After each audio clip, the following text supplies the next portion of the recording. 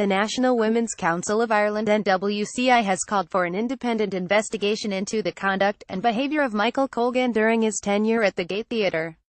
NWCI Director Orla O'Connor told the Today with Sean O'Rourke show on Root Radio Mr. Colgan's dual mandate as a board member and chief executive during his time at the Gate was a very unusual circumstance.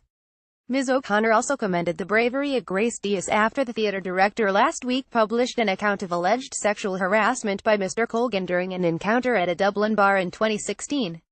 This was followed by claims of sexual harassment and bullying levelled against Mr. Colgan by 6 other women which were published in Saturday's Irish Times.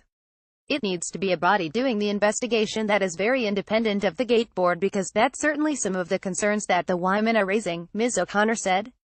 She added, many of the people on the board will have been board members when Michael Colgan was also a board member. I can see why people might question the independence of that.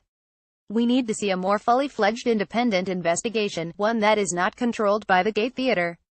There's a wider investigation needed here than what the Gate are currently saying. On Friday, the Gate announced it would appoint an independent expert to deal with allegations of misconduct, and asked anyone affected to contact them confidentially by email.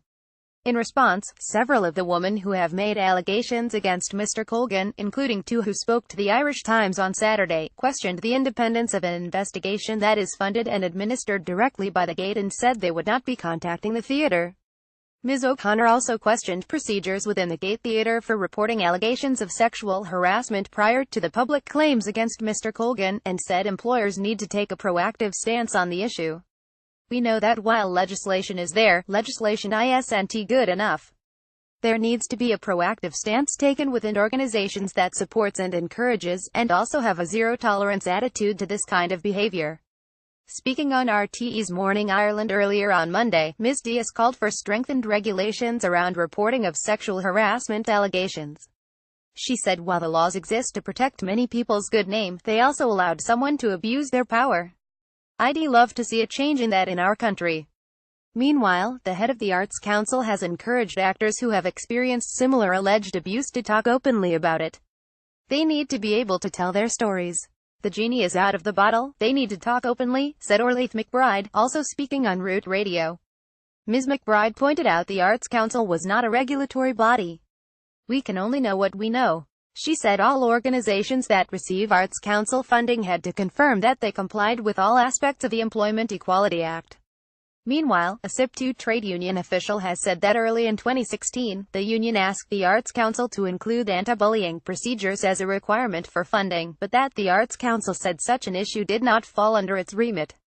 SIP2 Arts officer Karen O'Loughlin told RTE's News at 1, we went to the Arts Council with this early in 2016 to ask them to help us to deal with it, by connecting funding to robust anti-bullying procedures, and they refused. They said it wasn't their business. It is an absolute prerequisite in my view that all of the funding bodies should insist that any organization applying for funding are being supported with state money should have robust anti-bullying and anti-harassment, including anti-sexual harassment procedures in place. Ms. O'Loughlin said it was an open secret in the arts that there was considerable bullying and sexual harassment within the sector. She said that, last year, the Irish Equity Executive commissioned a study on the issue because there had been considerable discussion for some time at executive level about the working environment for women in the arts. It was generally felt that people in the arts got away with a lot under the guise of artistic endeavor or artistic temperament. A workplace is a workplace, regardless of whether it's an artistic workplace or not. We had a lot of anecdotal evidence that there was a problem, but it's very difficult to do something about that when you don't have specifics. So the executive commissioned the survey. The problem wasn't limited to any one person or any one place. The problem appears to be cultural within the arts industry. Over half, 57.3% of respondents reported being bullied in the workplace, and an even larger amount, 62.2%, reported having witnessed it. What they all had in common was that very rarely did they ever report it. Being freelance is a huge part of the problem, fear of not getting more work.